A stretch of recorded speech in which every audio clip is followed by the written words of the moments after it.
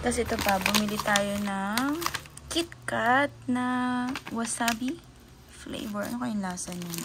Actually, hindi pa ako nakakatikim ng wasabi. Ano ba lasa ng wasabi? Tapos KitKat pa, no?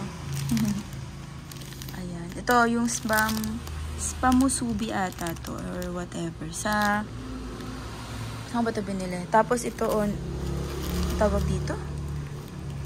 Or ewan. Nakalimutan ko na rin. Basta yan. Oniguri ba? Yan. Ito ay isa tuna flavor. Yung isa tuna flavor din. Ngayon kasi kaya ako hinuhol para pupunta na ako ng mama. Mabigay ko na sa kanila. Ano ba? Meron pa. Wait lang. Ito. Ito yung binili namin sa Dotonbori. Bale, ito, magandang klase daw siya, sabi ni Rafi. Hanes na t-shirt na black. Plain lang siya. Para siyang jockey eh. Ganun yung style niya. Yung tela niya. Cotton. Yan, cotton siya.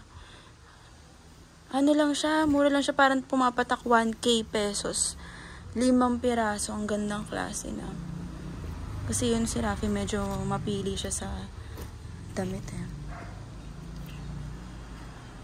Tapos, ito yung t-shirt na Dotonbori. Parang nasa 1K pesos din to. Dotonbori. Ito akin to. Couple shirt daw kami. Ito, Dotonbori. Black naman. Yan, t-shirt. Tapos ito, kay Kurt. Ibigay ko sa kanya. Yan. Bag na Osaka.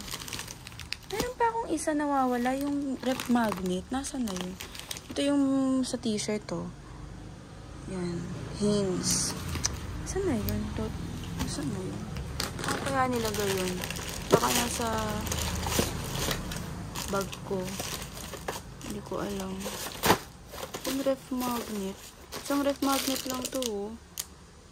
Yung galing sa sa Dotonbori. Pero meron pa akong isang binili. Ewan ko nasan. Ayun. Bye guys.